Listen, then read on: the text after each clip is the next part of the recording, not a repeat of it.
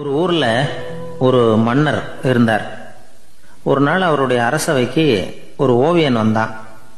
அவன் சீனா தேசத்திலிருந்து வந்தவன், தாவோ சிந்தனையாளன். அவன் அங்க வந்து மன்னர் முன்னாடி நிக்கிறான்.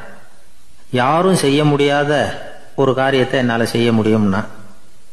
இவன் இப்படி சொன்னதை கேட்டதும் ஏற்கனவே அங்க இருந்த அரசவை ஓவியன் ஒருத்தனுக்கு கோபம் வந்துட்டுது. இதோ பாரு, இப்படிலாம் பேசக்கூடாது, நான் வேணும்னா உன்னுடைய சவாலை ஏத்துக்கிறேன் அப்படின்னா. நாம 2 பேரும் ஓவியம் தீட்டுவோம், அதை பார்த்துட்டு நம்ம 2 பேர்ல யாரு சிறந்த ஓவியன் அப்படிங்கிறத மன்னரே தீர்மானம் செய்யட்டும், என்ன சொல்ற அப்படின்னு கேட்டான். அவனும் சரின்னு ஒத்துக்கிட்டான். போட்டி ஆரம்பமாச்சு. அரசர் அவங்களுக்கு 2 சுவர்களை ஒதுக்கி கொடுத்தார். 6 மாச காலம் அவகாசம் கொடுத்தார். 2 ஓவியர்களும் அவங்கவங்க வேலையை ஆரம்பிச்சாங்க. இரவு பகலா வேலை செய்ய ஆரம்பிச்சுட்டாங்க. 6 மாசம் முடிஞ்சது. அரசர் வந்து பார்த்தார். முதல்ல தன்னுடைய அரசவை ஓவியர் தீட்டி இருந்த ஓவியத்தை பார்த்தார். ரொம்ப பிரமாதமா இருந்தது, பாராட்டினார். இதோ பாரு, உன்னுடைய ஓவியம் அற்புதமா இருக்கு, உயிரோட்டம் உள்ளதா இருக்குது, கலையின் உச்சமே இதுதான், இதை விட சிறந்த ஒரு ஓவியத்தை வேற யாராலையும் படைக்க முடியாது அப்படின்னார். அதுக்கப்புறம் அந்த சீன ஓவியன் கிட்ட போனார். எங்க உன்னுடைய ஓவியம்னு கேட்டார். திரைச்சீலையை விலக்கி விட்டு பாருங்கன்னா. மன்னர் வந்து அந்த திரைச்சீலையை விளக்குனார். உள்ள வந்து ஓவியம் இருக்க வேண்டிய இடம் கண்ணாடி மாதிரி தெரிஞ்சுது. அவன் அந்த 6 மாச காலமா அந்த சுவரை வந்து தேய்ச்சி தேய்ச்சி கண்ணாடி மாதிரி ஆக்கி வச்சிருக்கிறான். அதுக்கு நேரா எதிர் சுவரில் அரசவை ஓவியம் தீட்டின ஓவியம் இருக்கு. அது எதிரில் இருந்த இந்த கண்ணாடியில பட்டு பிரதிபலிக்குது. மன்னர் யோசனை பண்ண ஆரம்பிச்சார். அப்புறம் அந்த சீன ஓவியனை பார்த்து கேட்டார். இதோ பாரு, நீ என்னுடைய ஆளை வந்து தோற்கடிச்சுட்ட அப்படிங்கறதுல சந்தேகம் இல்லை, ஆனாலும் எங்களை ஏமாத்தி இருக்கிற, எந்த ஓவியமும் நீ வரையிலையே அப்படின்னார். அரசே, இதுதான் உண்மையான ஓவியம், உயிருள்ள ஓவியம். இது வந்து மனோபாவங்களை பிரதிபலிக்கும், மாறுகின்ற காலங்களை அப்படியே காட்டும் அப்படின்னா அந்த சீன ஓவியன். கையால வரைகிற ஓவியங்கள்ல சலனம் இல்லை, கண்ணாடி அப்படி கிடையாது, சக்தியின் ஓட்டம் அதுல எப்பவும் இருந்துகிட்டே இருக்கும். கண்ணாடி மட்டுமே ஜீவன் உள்ள ஓவியமா இருக்க முடியுங்கிறத அந்த சீன ஓவியன் தெரிஞ்சு வச்சிருந்தான்.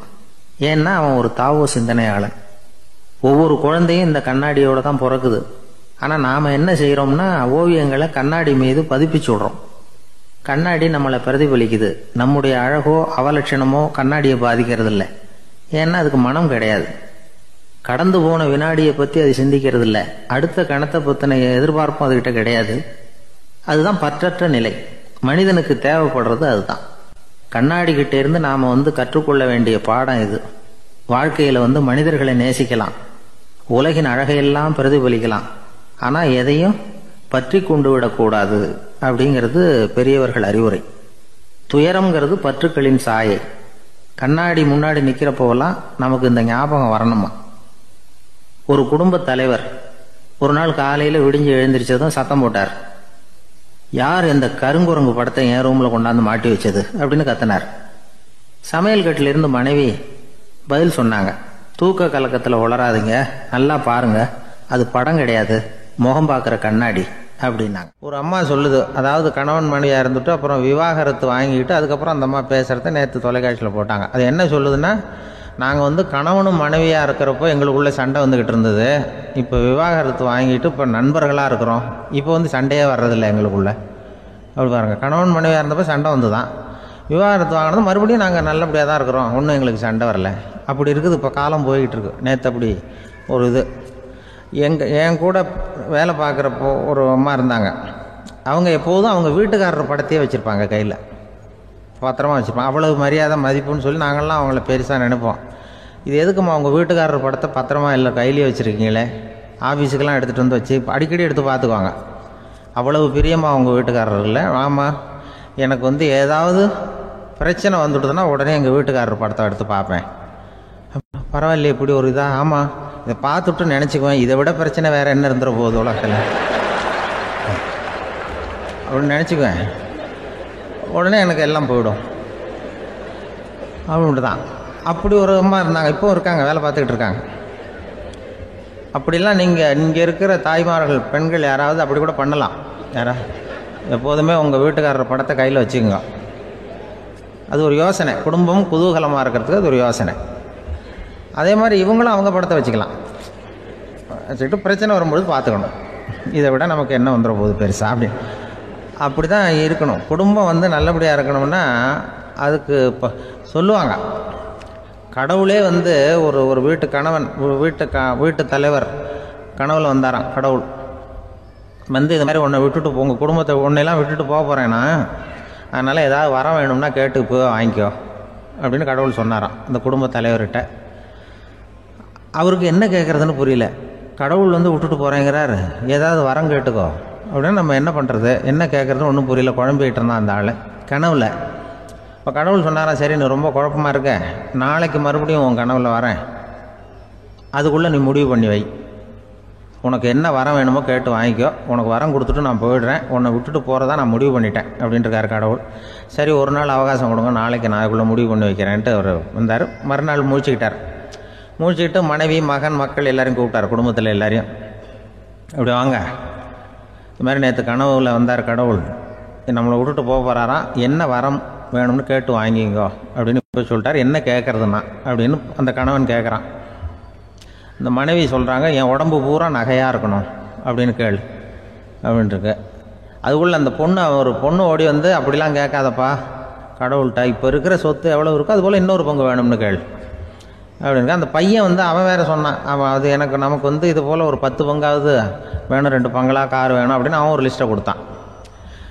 இவர் என்ன கேட்குறதுன்னு முடிவு பண்ணுறதுக்குள்ள அங்கே வேலை செய்கிற அம்மா, ஒரு வயசான அம்மா வந்திருக்கு, வேலை செய்கிற அம்மா. அது சொல்லிச்சான் இவர்கிட்ட, தப்பாரு கடவுள்கிட்ட அப்படிலாம் கேட்காதப்பா, நாளைக்கு வரும்பொழுது என்ன வர வேணும்னா எங்கள் குடும்பத்தில் எல்லாரும் அன்பாக இருக்கணும், பாசமாக இருக்கணும்னு கேட்டு வாங்கிக்கோ வரத்தை, அன்பு பாசம் குடும்பத்தில் எப்போதும் நிலவணும்னு கேட்டு வாங்கிக்கோ, வேற எல்லாம் நம்ம பார்த்துக்கலான்னு இந்த பெரியம்மா சொல்லிச்சான். மறுநாள் அதே மாதிரி படுத்து தூங்கினார். கடவுள் கனவுல வந்தார். கேட்கும்பொழுது இவர் சொன்னாராம், ஐயா எனக்கு எங்கள் குடும்பத்தில் நாங்கள் கணவன் மனைவி புள்ள குட்டி எல்லாம் பாசமாக இருக்கணும், அன்பாக இருக்கணும், இதுதான் எங்களுக்கு வர வேணும் அப்படின்னு கேட்டாராம். இவர் கேட்டதும் கடவுள் தலையை சொரிய ஆரம்பிச்சிட்டாராம். ஏன் என்ன யோசிக்கிறீங்கன்னு கேட்டிருக்காரு. நீங்கள் அன்பாக பிரியமாக இருந்தீங்கன்னா அப்புறம் ஏன் நான் உங்களை விட்டுட்டு போக போகிறேன், நான் ஏற்கனவே இல்லைங்கிறதுனால தான் உங்களை விட்டு போகலாம்னு முடிவு பண்ணியிருந்தேன். இப்போ நீங்கள் ஏற்கனவே பாசமாக இருந்தீங்கன்னா நான் இனிமேல் போக மாட்டேன், அதனால் ஏன் முடிவும் மாற்றிக்க வேண்டியது தான், உங்கள் கூட தான் இருக்க போகிறேன்னாராம். இப்படி ஒரு கதை சொல்லுவாங்க. அதனால் ஒரு குடும்பத்தில் அந்தந்த உறவு முறைகள் சரியாக இருக்கிற வரைக்கும் எல்லாம் நல்லாயிருக்கும். அங்கே தான் இறைவன் வாழும் இல்லம்ங்கிறாங்களே, அதுதான் அதில் அந்த குடும்ப தலைவருங்கிறவர் கணவன் அப்படிங்கிறதுனால அவருக்கு தான் பொறுப்பு. அவருக்கு நிறைய சகிப்புத்தன்மை வேணும், கோபம் வரக்கூடாது, யார் என்ன சொன்னாலும் போகணும். சில கணவன்மார்கள் எது சொன்னாலும் மனைவி தட்டுறதில்லை, அங்கே போனால் போவாங்க, எதுக்கு போக சொல்கிறேன்னு கேட்குறதில்ல, போகிறது, இங்கே வான்னா வர்றது. திருவள்ளூர் மனைவி இருந்தாருன்னு சொல்கிறாங்கல்ல, அது மாதிரி. அது எப்படின்னா ஒருத்தர் சொன்னார், அது அப்படி இல்லை, அதுக்கு ஒரு கதை சொன்னார். ஹிட்லர் வந்தாராம் ஒரு தடவை, ஒரு பெரிய கப்பல் மேலே, கப்பலுடைய மேல் தளத்தில் ஹிட்லர் வந்துக்கிட்டு இருக்கார்.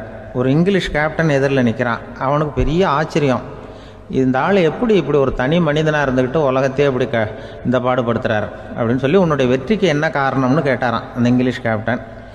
இப்போ ஹிட்லர் சொன்னாராம், என்னுடைய வெற்றிக்கு காரணம் என்கிட்ட வேலை செய்கிற ஊழியர்கள், நான் கிழிச்ச கோட்டை தாண்ட மாட்டாங்க, நான் என்ன சொல்கிறேனோ அதை உடனே செய்வாங்க, ஏன் எதுக்குன்னு எதிர்த்து பேச மாட்டாங்க, அதுதான் என்னுடைய வெற்றிக்கு காரணம் அப்படின்னு சொல்லி அதை நிரூபித்து காட்டுறேன் பார் அப்படின்னு சொல்லி கையை தட்டினாராம் ஹிட்லர்.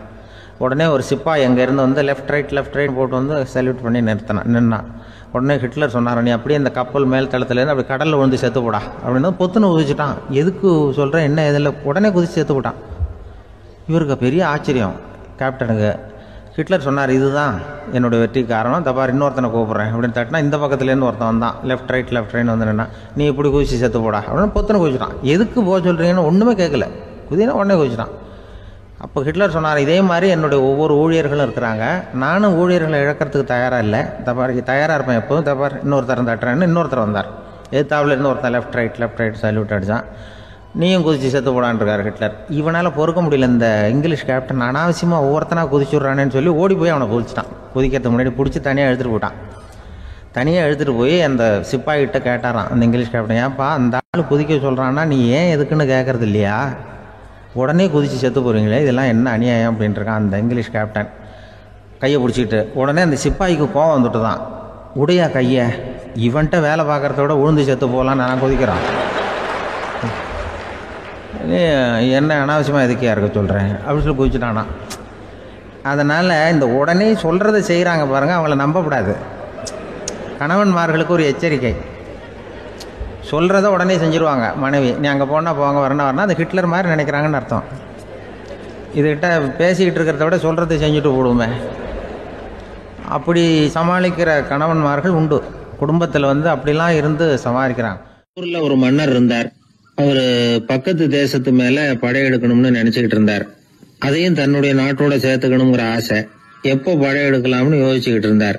இப்படி யோசிச்சுக்கிட்டு இருந்த சமயத்தில் ஒரு பெரியவர் அவரை தேடிட்டு வந்தார். அவர் அடிக்கடி வருவார், அவர்கிட்ட பேசிக்கிட்டு இருப்பார். இப்போ அப்படித்தான் வந்தார். என்ன மன்னா யோசனைன்னாரு. இவர் தன்னுடைய யோசனையை சொன்னார். இந்த சமயத்துல மன்னருக்கு தாகம் எடுத்தது, தண்ணி குடிக்கணும் போல இருந்தது. உடனே அங்க இருந்த ஒரு அரண்மனை பணியாளரை கூப்பிட்டார். போய் கொஞ்சம் தண்ணி கொண்டு வாப்பா அப்படின்னாரு. அந்த பணியாளர் போனார், ஒரு கோடையில தண்ணி கொண்டு வந்தார். ராஜா கிட்ட நீட்டினார். ராஜா அதை வாங்கி குடிக்கிறதுக்காக வாய்கிட்ட கொண்டுட்டு போனார். அந்த நேரம் பார்த்து மன்னா கொஞ்சம் பொறுங்கன்னார் இந்த பெரியவர். ஆவலோட குடிக்க போன மன்னர் அப்படியே நிறுத்திக்கிட்டு பெரியவரை பார்த்தார். இப்ப அந்த பெரியவர் சொன்னார், மன்னா, இப்ப உங்களை விட வலிமை உள்ள ஒரு சக்தி உங்களுக்கு தண்ணி கொடுக்க மறுத்துடுதுன்னு வைங்க, உங்களை குடிக்க விடாம தடுத்துடுது அப்படின்னா, இப்ப இந்த ஒரு கோவள தண்ணீரை என்ன விலை கொடுத்து வாங்குவீங்க அப்படின்னு கேட்டார். இப்ப எனக்கு இருக்கிற தாகத்துக்கு என்னுடைய அரசாங்கத்துல பாதியையாவது கொடுத்து இந்த தண்ணியை வாங்கறதுக்கு தயங்க மாட்டேன்னார் அவர்.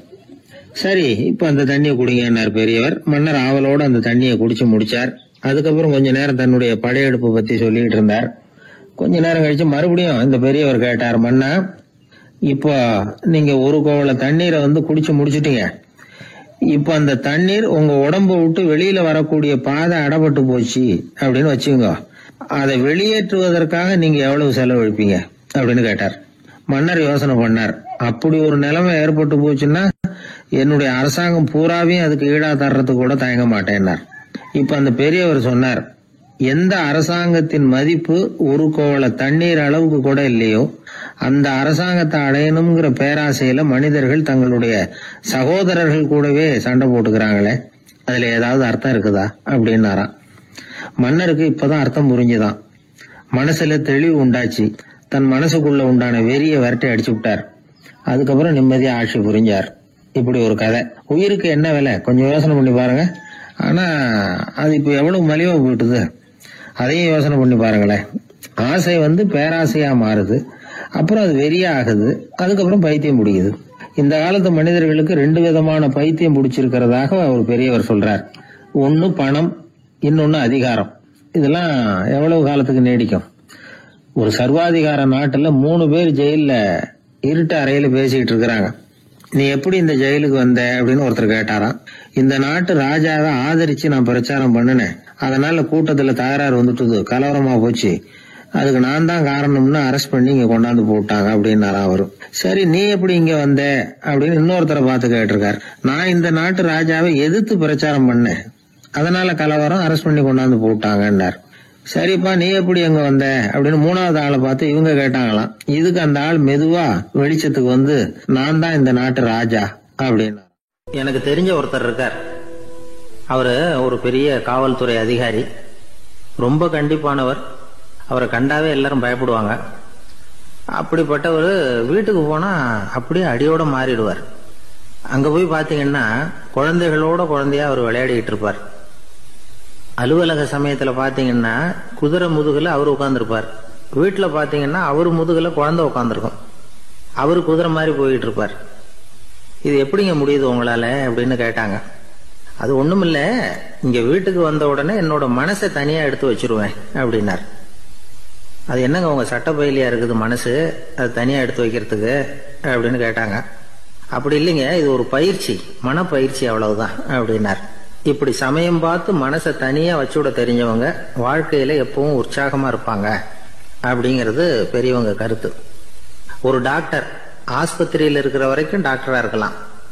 அவர் மனைவிகிட்டையும் அவர் டாக்டரா இருக்க வேண்டிய அவசியம் இல்லை.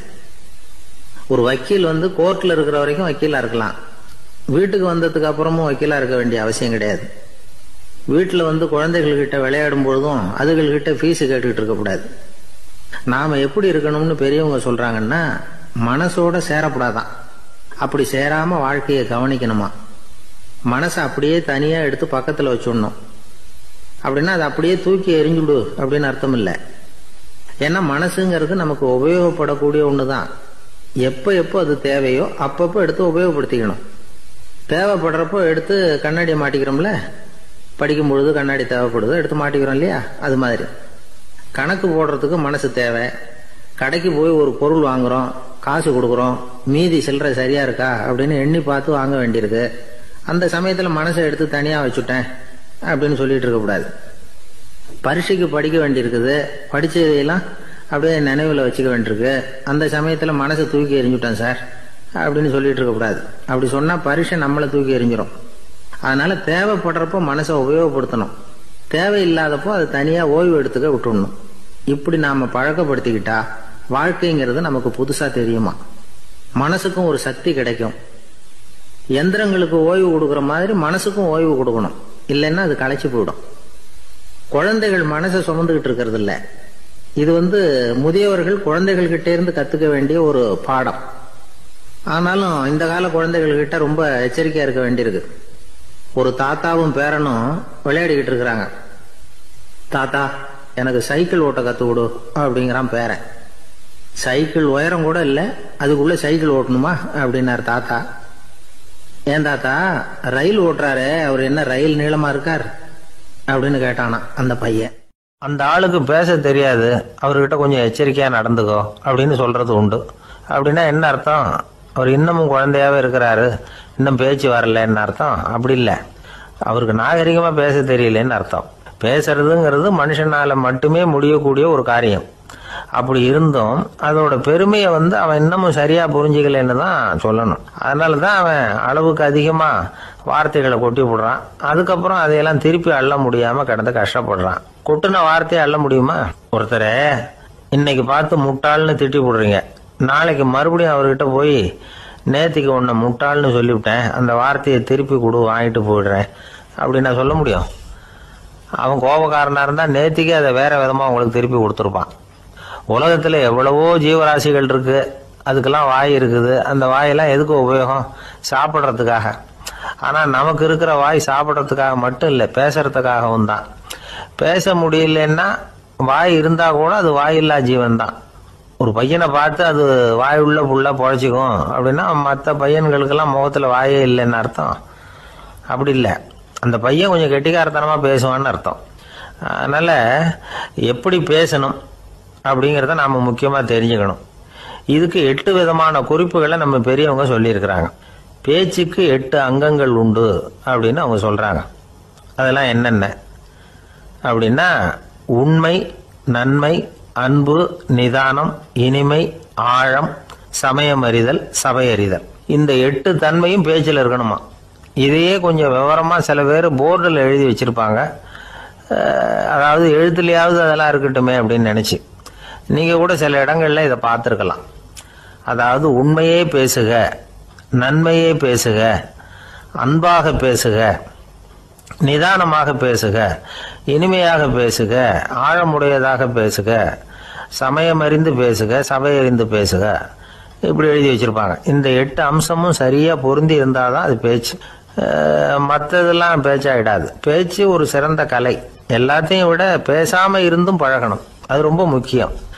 உண்மையே பேசணும். சத்தியத்துக்கு மதிப்பு கொடுக்கறவங்களை தான் சரித்திரம் மதிக்கும். உண்மை பேசினா மட்டும் போதாது, அந்த உண்மையில நன்மை கலந்துருக்கணும். கொலைகாரனுக்கு பயந்துக்கிட்டு ஒருத்தன் உங்க வீட்டுக்குள்ள ஒளிஞ்சிருக்கிறான். அந்த முரட்டு ஆசாமி கையில அரிவாளோட அவன் இங்க வந்தானான்னு உங்ககிட்ட கேட்கறான்னு வச்சுங்க. உண்மைதான் உயர்வு தரும் அப்படின்னு நினைச்சுக்கிட்டு, ஆமா உள்ளதான் இருக்கிறான், அடுப்பங்கரையில குதிருக்கு பின்னாடி உட்காந்துருக்கிறான், போய் பிடிச்சிட்டு போங்க அப்படின்னு நான் சொல்லுவீங்க? அது நன்மை இல்லாத உண்மை. அதனால பிரயோஜனம் கிடையாது. அதே மாதிரி உங்க பேச்சில் அன்பு இருக்கணும், நிதானம் இருக்கணும், இனிமை இருக்கணும், சிந்தித்து பேசணும், சமயம் அறிந்து பேசுறதும் முக்கியம். அதை பத்தி நமக்கு வேற யாரும் சொல்லிக் கொடுக்க வேண்டியதில்லை. எந்த நேரத்துல யாருக்கிட்ட எப்படி பேசினா காரியம் நடக்கும் அப்படிங்கிறது நமக்கு நல்லா தெரியும். அது கைவந்த கலை. அவையறிந்து பேசுற திறமை பேச்சாளர்களுக்கு ரொம்ப அவசியம். அது இல்லைன்னா நிலைமை பரிதாபமாயிடும். ஒரு பேச்சாளர் ரொம்ப மும்முரமா பேசிக்கிட்டே இருந்தாராம். ரொம்ப நேரம் நிறுத்தவே இல்லை, பேசிக்கிட்டே இருக்கிறாரு. சபையில் இருந்தவங்க எல்லாம் ஒவ்வொருத்தரும் எழுந்திரிச்சு போய்கிட்டே இருக்கிறாங்க. கடைசியில 2 பேர் தான் அக்கறையா பேசுறவரை கவனிச்சுட்டு உட்காந்துருந்தாங்களாம். மேடையில் பேசிக்கிட்டு இருந்தவர் அவங்கள பார்த்து சொன்னாராம், எனக்கு கூட்டம் முக்கியம் இல்லை, எவ்வளவு பேர் என் பேச்சை கேட்குறாங்க அப்படிங்கிறது முக்கியம் இல்லை. நீங்கள் 2 பேராவது ஊக்கமாக என்னை கவனிச்சுக்கிட்டு உட்காந்துருக்குறீங்க, அது போதும். உங்களுக்காகவே நான் பேசிக்கிட்டு இருக்கிறேன் அப்படின்னார். இதை கேட்டதும் உட்காந்துருந்த 2 பேரில் ஒருத்தர் எழுந்திருச்சு, அப்படி இல்லைங்க, நாங்கள் 2 பேரும் நீங்கள் பேசி முடித்த உடனே தொடர்ந்து பேச வேண்டிய ஆளுங்க, அதுக்காக தான் காத்துக்கிட்டு இருக்கிறோம், சீக்கிரம் முடிங்க அப்படின்னாங்களாம். காஞ்சிபுரத்தில் பல்லவ ராஜா ஒரு கோவில் கட்டினார், கைலாசநாதர் கோவில். அதுக்கு கும்பாபிஷேகம் பண்ணுறதுக்கு ஒரு நாள் குறிப்பிட்டு அதுக்கு வேண்டிய ஏற்பாடுகள்லாம் பண்ணினார். முதல் காரியமாக கடவுளை வேண்டிக்கிட்டார், நீங்கள் இந்த கும்பாபிஷேகத்துக்கு நேரில் வந்து கலந்துக்கணும்னார். கடவுள் அந்த ராஜா கனவுல வந்தார், நீ கும்பாபிஷேகம் வச்சிருக்கிற அதே நாளில் அதே நேரத்தில் எனக்கு இன்னொரு ஊரில் ஒரு கும்பாபிஷேகம் இருக்குது, அதுக்கு போக வேண்டியிருக்கு. அதாவது திருநின்ற ஊரில் என்னுடைய பக்தர் ஒருத்தர், அவரும் ஒரு கோயில் கட்டி கும்பாபிஷேகம் செய்கிறார், நான் அதுக்கு போக வேண்டியிருக்கு, அதனால் உன்னுடைய தேதியை நீ மாற்றி வச்சுக்கோ அப்படின்னார். கடவுள் தான் எங்கேயும் இருக்கிறவராச்சே, அவர் நினைச்சா 2 இடத்துலையும் இருந்து கோயில் கும்பாபிஷேகத்தை நடத்த முடியாதா? ஏன் அப்படி செய்யலை? அது ஒரு முக்கியமான காரணத்துக்காகத்தான். திருநின்ற ஊரில் இருந்த பூசலாருங்கிற அந்த அடியாரின் பெருமையை இந்த உலகத்துக்கு எடுத்து காட்டணுங்கிறதுக்காகத்தான் கடவுள் அந்த ராஜா கிட்ட அப்படி சொன்னார். சரி, அந்த அடியார் அப்படி என்னதான் பெருசாக கோயில் கட்டி விட்டார்? ராஜா கட்டின கோயிலை விட பெருசா? அவர் கட்டினது கருங்கல்லாலேயோ மண்ணாலேயோ மரத்தாலேயோ இல்லை. அவர் கட்டின கோயில் வேற மாதிரி. அது மனசால கட்டின கோயில், மனசுக்குள்ளே இருக்கிற கோவில், மனக்கோவில். அந்த அடியார் தன்னோட மனசுக்குள்ள மாசக்கணக்காக ஒவ்வொரு கல்லாக சேர்த்து கட்டின கோவில். இந்த விஷயம் ராஜாவுக்கு தெரியாது. அவர் என்ன நினைச்சுட்டாரு, அது நாம கட்டின கற்கோயிலை விட ரொம்ப பெருசா இருக்கும் போல இருக்கு அப்படின்னு நினைச்சுட்டாரு. சரி, அப்பேற்பட்ட அந்த கோயிலை தரிசனம் பண்ணிவிட்டு வருவோம் அப்படின்னு நினைச்சு ராஜா திருநின்ற ஊருக்கு போறார். அங்க போய் பார்த்தா கோயிலையும் காணும், ஒன்னையும் காணும். கடைசியில் பூசலார் கட்டின மனக்கோவில் தான் அதுங்கிறத அவர் புரிஞ்சுக்கிறார். உடனே அந்த அடியாரின் காலில் விழுந்து வணங்குறார். அவரோ, இது மனசால முயன்ற கோவில், இதுக்கு இத்தனை பெருமையா அப்படின்னு ஆச்சரியப்படுறார். இதில் ஆச்சரியப்படுறதுக்கு ஒன்றும் இல்லை. ஆண்டவன் விரும்புறது அகபக்தியையே தவிர புற தோற்றங்களே அல்ல. இதை நாம் புரிஞ்சுக்கிட்டோம்னா நமக்குள்ள எந்த வேறுபாடுகளும் வர்றதுக்கு வழியே இல்லை. இன்னொரு ராஜா இருந்தார். அவர் ஆண்டவனுக்கு படைக்கிறதுக்காக ஒரு தார் நல்ல செவ்வாழைப்பழமாக எடுத்துக்கிட்டு போகணும்னு நினைச்சார். அதனால் நாளே அதை வாங்கிட்டு வர சொன்னார் வேலைக்காரங்கிட்ட. வேலைக்காரன் போனால் கடைத்தெருவில் ஒரு தார் பழம் வாங்கினா, வர்ற வழியில் அவன் குடிசை. அப்படியே எட்டி பார்த்துட்டு போவோமேன்னு நினச்சான். போனான். அங்கே இவனோட குழந்தை பாவம் பசியால் கத்திக்கிட்டு இருக்கு. இவன் பார்த்தான், இவ்வளவு பெரிய தாரில் ஒரு 2 பழம் எடுத்தா தெரியவா போகுது அப்படின்னு நினச்சி ஒரு 2 பழத்தை பிச்சு அந்த குழந்தைகிட்ட கொடுத்தான்.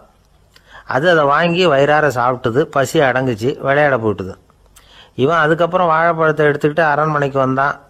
2 பழம் பிச்சிருக்கிறது ராஜாவுக்கு தெரிஞ்சு போச்சு. இவன் உண்மையை சொல்லிவிட்டான். உடனே ராஜா, கடவுளுக்கு படைக்க வேண்டிய பொருளை குழந்தை எச்சில் பண்ண விட்டுருக்கியே அப்படின்னு சொல்லி அவனை கட்டி வச்சு சாட்டையால் அடித்தார் பாவம். மறுநாள் பழத்தை கோயிலுக்கு எடுத்துகிட்டு போனார். கடவுள் முன்னாடி வச்சார். கடவுள் கண்ணை திறந்து பார்த்தார், பழம்லாம் அழுகி இருக்குது. என்ன இது அழுகி போன பழம் அப்படின்னார். ராஜா முழிச்சார். நல்லா தானே இருந்தது அப்படின்னு நினைச்சார். அப்போ கடவுள் அந்த ராஜா கிட்ட சொன்னாராம், இதை பார்ப்பா, இந்த தாரில் 2 பழம் தான் நல்ல பழம், அந்த 2 பழங்களையும் நேற்றுக்கே நான் சாப்பிட்டுட்டேன் அப்படின்னாராம். அப்போ தான் ராஜாவுக்கு புரிஞ்சுது, ஏழை குழந்தையின் பசியை தீர்க்கறதுக்காக உதவுன அந்த 2 பழம்தான் இறைவன் சாப்பிட்ட பழம்னு. இறைவன் இருக்கிற இடம் எது? இதுதான். இதில் ஒரு பெரிய நீதிபதி இருந்தார். சென்னையில் உண்மையாக நடந்தது. சென்னையில் ரொம்ப காலத்துக்கு முன்னாடி, காந்தி இருந்த காலத்தில் சென்னையில் ஒரு நீதிபதி, அவர் ஒரு நாள் கோர்ட்லாம் விட்டு ரொம்ப கஷ்டப்பட்டு ராத்திரி சும்மா போய் உடனே வீட்டுக்கு வரல.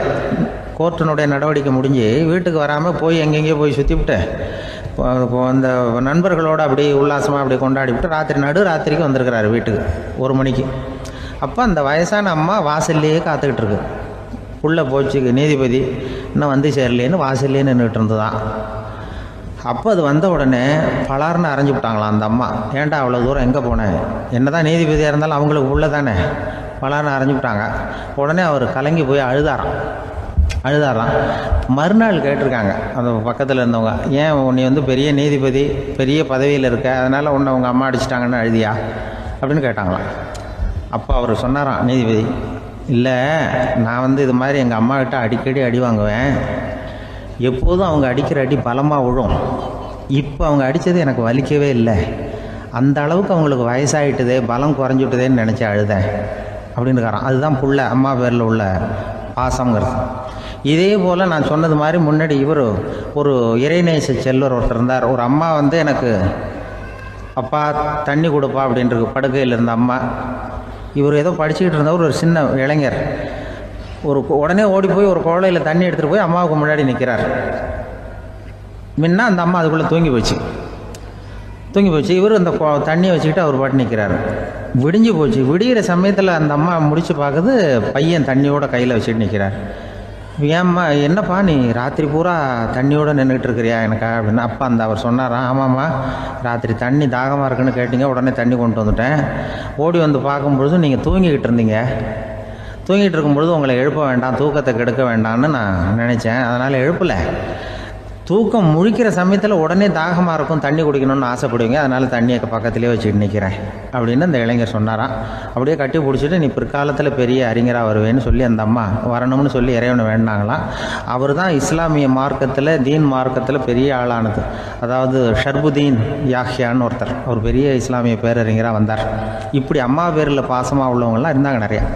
அப்படி அந்த குடும்பத்தில் அந்த பாசம் நேசம் எவ்வளவு இருக்கோ அவ்வளவுக்கு அவர்கள் உயர்வார்கள்ங்கிறது தான் நம்முடைய பெரிய இதெல்லாம் பெரியவங்கள்லாம் சொல்லியிருக்கிறது அதுதான்.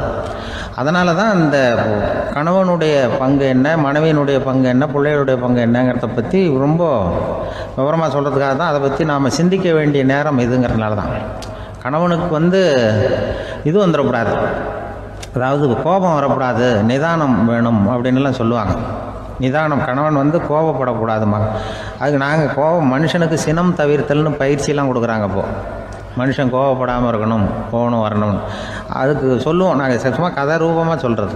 அங்கே வேதாத்திரி மகரிஷின்னு இருக்கார், அவர் இதில் சினம் தவிர்த்தல்னு பயிற்சியை கொடுப்பாங்க. குடும்ப தலைவர்கள் பெரியவங்கள்லாம் அந்த பயிற்சியை எடுத்துக்கணும்.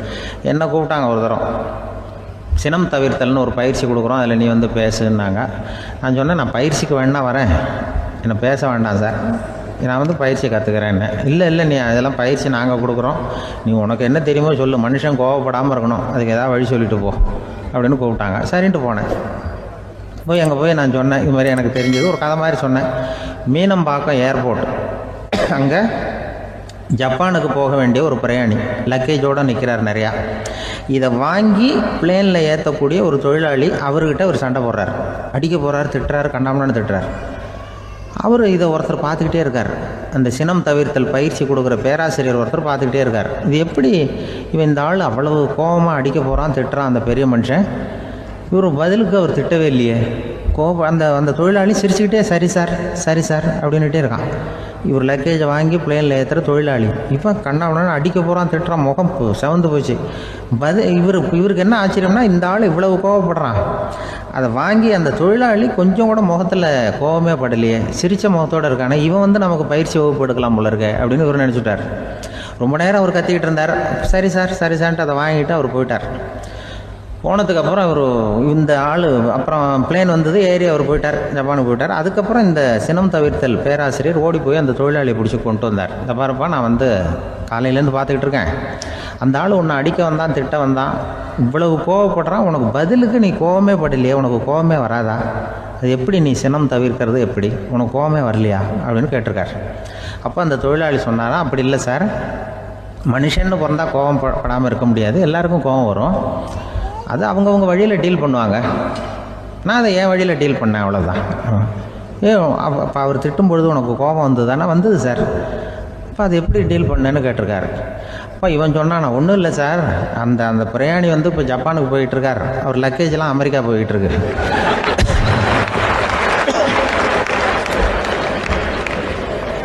இதுக்கு நாம் எதுக்கு சார் அனாவசியமாக அவன்கிட்ட போய் சண்டை போட்டுக்கிட்டேன்,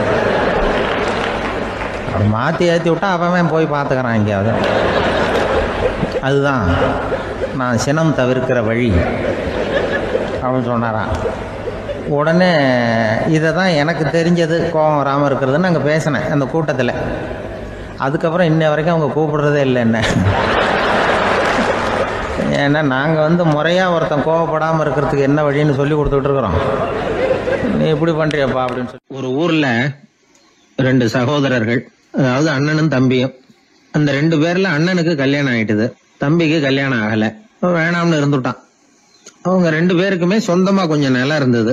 அது எப்படிப்பட்ட நிலம்னா நல்ல விளையக்கூடிய நிலம். அப்பா விட்டுட்டு போன சொத்து. தனித்தனியா விவசாயம் பண்ணிட்டு இருக்கிறாங்க. அண்ணங்காரன் கல்யாணம் ஆனவன்.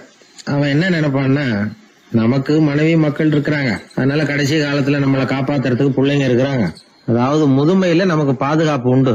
ஆனா என் தம்பிக்கு தான் யாருமே இல்ல, அவன் கல்யாணமே பண்ணிக்கல, தனி ஆள். அவனுக்கு வயசானா அவனை கவனிக்கிறதுக்கு யாருமே இல்லையே, அதனால அவன் தான் அதிகமா பணம் சேர்க்கணும், அதுக்கு நாம தான் எப்படியாவது உதவி பண்ணணும் அப்படின்னு அண்ணங்காரன் நினைப்பான். அதுக்காக என்ன செய்யலாம்னு யோசனை பண்ணுவான். ஒரு நாள் ராத்திரி ஒரு சாக்கு நிறைய நெல்லை போட்டு எடுத்து கட்டிட்டான். கட்டி தூக்கிட்டு போறான். தம்பி வீட்டுக்கு பின்பக்கம் இருந்த களஞ்சியத்துல நெல்லை கொட்டிவிட்டு பேசாம திரும்பி வந்துட்டான். அவனுக்கு தெரியாம இதை செஞ்சுட்டான். ஏன்னா தம்பி கிட்ட நேரடியா கொடுத்தா வாங்கிக்க மாட்டான். அதனால இப்படி ரகசியமா போய் அவனுக்கு தெரியாமலே அவன் வீட்டு களஞ்சியத்துல தானியத்தை கொட்டி விட்டு திரும்பி வந்துட்டான். இதே மாதிரி அடிக்கடி பண்ணிட்டு இருக்கிறான் அவனுக்கு தெரியாம. ஆனா இதே நேரத்துல தம்பிக்காரன் என்ன யோசனை பண்ணான் தெரியுமா, நாம தனி ஆளு, ஆனா அண்ணன் குடும்பம் பெருசு, அதனால எனக்கு அதிகமா எதுவும் தேவையில்லை, அண்ணனுக்கு தான் தேவை அதிகம், குடும்பத்துல உள்ளவங்களை எல்லாம் காப்பாத்தணும், அவருக்கு தான் நாம ஏதாவது உதவி பண்ணணும்னு நினைச்சான். இவனும் அதே மாதிரி யோசனை பண்ணான். நேர்ல கொடுத்தா அவர் எதுவும் வாங்கிக்க மாட்டார், அதனால எப்படியாவது வேற வழியில தான் நாம அவருக்கு உதவி செய்யணும்னு யோசனை பண்ணான். அதனால இவனும் ராத்திரியோட ராத்திரியா ஒரு சாக்கு நிறைய தானியத்தை கட்டி எடுத்துக்கிட்டான். அண்ணனோட களஞ்சியத்துல கொட்டி விட்டு கம்முன்னு திரும்பி வந்துட்டான். இதே மாதிரி இவனும் அடிக்கடி செஞ்சுக்கிட்டு இருந்தான். அதாவது அண்ணன் நல்லா இருக்கணுமேன்னு நினைச்சு தம்பிக்காரன் கொண்டாந்து தானியத்தை கொட்டுறான், தம்பி நல்லா இருக்கணுமேன்னு நினைச்சு அண்ணங்காரன் கொண்டாந்து தானியத்தை கொட்டுறான். இது ஒருத்தருக்கு ஒருத்தர் தெரியாம தொடர்ந்து நடந்துகிட்டு இருக்குது. ஒரு நாள் என்னாச்சு தெரியுமா, நடு ராத்திரி அண்ணங்காரன் எழுந்திரிச்சான். வழக்கம் போல நெல்லு மூட்டையை தூக்கிட்டு தம்பி வீட்டுக்கு போறான். அதே நேரம் தம்பியும் எழுந்திரிச்சான், நெல்லு மூட்டையை தூக்கிட்டு அண்ணன் வீட்டுக்கு போறான். 2 தெருவும் சந்திக்கிற ஒரு இடத்துல 2 பேரும் மோதிக்கிட்டாங்க. அதுக்கப்புறம் தான் நிமிந்து பாக்குறாங்க யாருன்னு. அடடே தம்பி நீயா அண்ணா அவன், ஆமா அண்ணே நீங்களா அண்ணா இவன். ரொம்ப காலமா ரகசியமா நடந்துகிட்டு இருந்தது என்னங்கிற விஷயம் அப்பதான் அந்த இடத்துல 2 பேருக்குமே புரிஞ்சுது. இது நடந்து ரொம்ப காலம் கழிச்சு அந்த ஊர்ல கோயில் கட்டுறதுக்கு ஒரு இடம் தேடினாங்களாம். ஒரு புனிதமான இடம் தேவை, நம்ம ஊர்ல அப்படிப்பட்ட இடம் எதுன்னு எல்லாரும் யோசனை பண்ணாங்களாம். எல்லாரும் ஒரு மனதா முடிவு பண்ண இடம் எது தெரியுமா, அந்த அண்ணனும் தம்பியும் நடு ராத்திரியில சந்திச்சுக்கிட்ட அந்த இடம் தான், அதுதான் புனிதமான இடம் அப்படின்னு முடிவு பண்ணாங்க. அந்த இடத்துலதான் கோயிலையும் கட்டினாங்களாம். கடவுளை வணங்குகிறவர் வணங்காதவர் அப்படிங்கிற அடிப்படையில சமயத்தை கண்டறிவதில்லை, அன்பு செலுத்துகிறவர் செலுத்தாதவர் அப்படிங்கிற 2 வகையினரில் தான் சமயம் கண்டறியப்படுகிறது அப்படிங்கிறது பெரியவர்கள் கருத்து. இந்த காலத்துல எல்லாம் சகோதர பாசம் இப்படியா இருக்குது. ஒருத்தன் சொன்னான், எங்க வீட்டுல பங்கு பிரிச்சு போ, எனக்கு எதுவுமே வேணாம், எல்லாத்தையும் எங்க அண்ணங்கிட்டே கொடுத்துருங்கன்னு சொல்லிவிட்டேன் அப்படின்னா ரொம்ப பெருமையா. பரவாயில்லையே, உங்க அப்பா விட்டுட்டு போனது எவ்வளவு இருக்கும்னு. அது என்ன சுமாரா ஒரு 50,000 இருக்கும்னா. என்ன சொத்தான்னு கேட்டேன். இல்லைங்க கடன் அப்படின்னா. அதனாலதான் கடன் இருக்குங்கிறதுனாலதான் அண்ணங்கிட்டே கொடுத்துருங்க அப்படின்னு தாராளமா சொல்லிவிட்டு வந்திருக்கிறான். இப்படி இருக்குது சகோதர பாசம். ஆனா பாசம்ங்கிறது ரொம்ப உயர்வானது. அது அண்ணன் தம்பிகள் எப்படி இருக்கணும் அப்படிங்கறதுக்கு அந்த அபூர்வ சகோதரர்கள் ஒரு உதாரணம். குடும்பத்துல மற்றவர்கள்ட்ட நேசத்தோடையும் பாசத்தோடையும் பழகினாதான் வாழ்க்கை இனிமையா அமையும். சில பேர் ஆளை பார்த்தா 60 வயசு மாதிரி தோணும், உண்மையான வயசு என்னன்னு பார்த்தா 40 அல்லது 45. சில பேரை பார்க்கறதுக்கு 45 மாதிரி தெரியும், உண்மையிலேயே 65 தாண்டி இருப்பாங்க. ஒரு மனிதனுக்கு 2 வகையான வயது உண்டுங்கிறார் ஓஷோ. அதாவது உடம்புக்குன்னு ஒரு வயசு, மனசுக்குன்னு ஒரு வயசு. முதல் உலக மகாயுத்தம் நடந்தது இல்லையா, அது முடிஞ்சதுக்கு அப்புறம் முதல் தடவையா மனிதனின் மூளை வளர்ச்சியை பத்தி மனநல வைத்தியர்கள் ஒரு கணக்கெடுப்பு சோதனை நடத்தினாங்களாம். அது வரைக்கும் மனிதனுக்கு 2 வகையான வயது உண்டுன்னு யாரும் சிந்திச்சதே இல்லையா. அந்த உலக மகாயுத்தம் முடிஞ்சதுக்கு அப்புறம் மனிதனுடைய சராசரி மனதின் வயதை கணக்கிட்டு பார்க்கும் பொழுது அவங்களுக்குலாம் ரொம்ப அதிர்ச்சியா இருந்துதான். ஏன்னா அது ரொம்ப பின்தங்கிய நிலையில இருந்திருக்கு, வளர்ச்சி அடையாத நிலையில இருந்திருக்கு. அவங்க கண்டுபிடிச்ச பிரகாரம் அப்போ மனசோட சராசரி வயசு என்ன தெரியுமா, 14. அப்படின்னா பாத்துங்க, உடல் ரீதியா ஒருத்தரோட வயசு 70 கூட இருக்கலாம், ஆனா மனசோட வயசு 14 தான். இதுக்கு நேர்மாறா அமைஞ்சு போச்சுன்னு வச்சுங்க. அதாவது ஒருத்தருக்கு உண்மையிலேயே 14 வயசு, அதாவது உடலோட வயசு 14, அவரோட மனசின் வயசு 70ன்னு வச்சுக்கோங்க. இப்படி அமைஞ்சுட்டுதுன்னா அவர் சீக்கிரம் ஞானத்தன்மை அடைஞ்சிருவார் அப்படின்னு அர்த்தம். இப்போ நமக்கெல்லாம் உடம்போட வயசு மனசோட வயசு ரெண்டும் ஒன்றா இருந்துட்டா அதுவே போதும், அதுவே பெரிய விஷயம். இப்போ எமர்சன் கிட்ட போய் ஒருத்தர் கேட்டாராம், உங்கள் வயசு என்ன அப்படின்னு. அவர் உடனே பதில் சொல்லியிருக்கார், 360 வருஷம் அப்படின்னாராம். கேட்டவர் குழம்பி போயிட்டார். அவர் என்ன சொல்கிறாரு, 360 வயசா? என்ன நம்ம காதில் தான் சரியாக விழலையா? எமர்சன் எப்பவும் உண்மையே பேசுகிற ஒரு சிறந்த அறிவாளி, அவர் இப்படிலாம் பொய் சொல்ல மாட்டாரே அப்படின்னு ஒரு யோசனை பண்ணிக்கிட்டே அவர் மறுபடியும் அவர் கிட்ட போனாராம். ஐயா, நீங்கள் சொன்னது சரியாக என் காதில் விழலை, அதனால் மறுபடியும் கேட்குறேன், உங்கள் வயசு என்ன அப்படின்னாராம். எமர்சன் மறுபடியும் சொல்லியிருக்கிறார் 360 வருஷம்னு. வந்தவருக்கு உண்மையிலேயே அதிர்ச்சியாக போட்டுது. அதுக்கப்புறம் மெதுவாக ஆரம்பிச்சாராம், ஐயா நீங்கள் சொல்கிறத என்னால் ஏற்றுக்க முடியாது. எப்படி பார்த்தாலும் இப்போ உங்களுக்கு வயசு ஒரு 60க்கு மேலே இருக்காதுன்னு நினைக்கிறேன் அப்படின்னாராம். நீங்கள் சொல்கிறது சரிதான், அது என் உடம்போட வயசுன்னாராம் எமர்சன். அப்படின்னா ஏற்கனவே நீங்கள் சொன்னது அப்படின்னு கேட்டிருக்காரு, அது என் மனசோட வயசு அப்படின்னாராம்.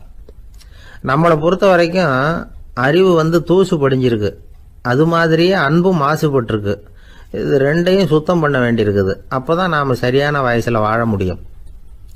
ஒரு ஆசாமி இருக்கிறார், அவருக்கு உடம்போட வயசு அதிகம், மனசோட வயசு ரொம்ப குறைச்சல், குழந்தை மாதிரி. அவர் ஒரு ஆஸ்பத்திரியில் படுத்திருக்கிறார். நர்சம்மா எல்லாருக்கும் மருந்து கொடுத்துட்டு போகிறாங்க. கொஞ்ச நேரம் கழித்து திரும்பி வந்தாங்க. அப்போ இவர் அந்த அம்மாவை கூப்பிட்டு சொல்கிறார், இதை பாருங்கள் சிஸ்டர், நீங்கள் எல்லாருக்கும் சின்ன சின்ன மாத்திரையாக கொடுத்துட்டு எனக்கு மட்டும் நீளமான மாத்திரையாக கொடுத்துட்டீங்க. முழுங்கிறதுக்கு ரொம்ப கஷ்டமாக போச்சு. இனிமேல் எனக்கும் சின்ன மாத்திரையாக கொடுங்க சிஸ்டர் அப்படின்னாராம். அந்த அம்மா உடனே அதிர்ச்சியாகி தலையில் அடிச்சுக்கிட்டாங்களாம். நான் கஷ்டப்பட்டு மாத்திரையை முழுங்கினத்துக்கு நீங்கள் ஏமா தலையில் தட்டிக்கிறீங்க அப்படின்னு கேட்டிருக்காரு இவர். இதுக்கு அவங்க சொல்லியிருக்கிறாங்க, நான் உங்களுக்கு கொடுத்துட்டு போனது மாத்திரை இல்லைங்க, அது தெர்மாமீட்டர் அப்படின்னாங்களாம். இந்த உலகத்தில் எல்லாருக்கும் மகிழ்ச்சி தரக்கூடிய ஒரு பொருள் எது?